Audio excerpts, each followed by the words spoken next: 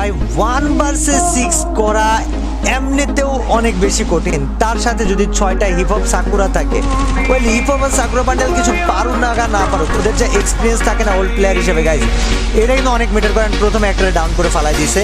অ্যাসেটাইনের এইচপিও অনেক কম, মানে অনেক কম এইচপি, মাত্র কিছু এইচপির জন্য অ্যাসেটাইন বেঁচে গেছে। ও ও ও ও ও ও ও আর গাইজ এই জায়গাটাতে অ্যাসেটাইনের চারিপাশে এনিমি গাইজ, কারণ 6টা প্লেয়ার মানে 6 দিকে এনিমি থাকবে। দেখা যাক অ্যাসেটাইন এই জায়গাতে এরকম সিচুয়েশনে কি করতে পারে। দেখো প্লেয়াররা দাঁড়ায় আছে কিভাবে, একদম ওকে মানে কামড় দিয়ে দেবে এমন একটা অবস্থা।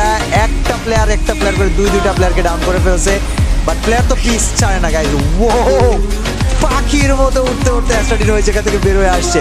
What a movement, that was absolutely nice. But তার সাথে ডেমনস্ট্রেশন করতে হবে অ্যাসেটাইনকে ইনসেন হেডশটের। দেখা যাক হেডশটের ডেমনস্ট্রেশন অ্যাসেটাইন কেমন করতে পারে। ও নাইস ওয়ান।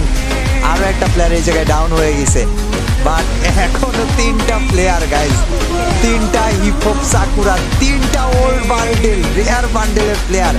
আর লেভেলও কিন্তু কম না গাইজ, লেভেল 81, 80, 76, মাথা নষ্ট অবস্থা। জোনের ভিতর থেকে বের হয়ে চলে আসছে।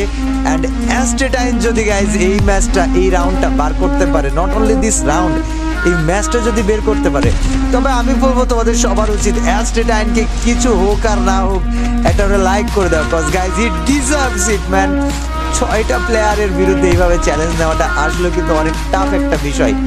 জোন ছোট হয়ে আসতেছে, এই জায়গায় যদি অ্যাসেটাইন ওকে জোনে আটকাই দিবে নাকি? আল্লাহ, জোনে আটকাই দিতেছে।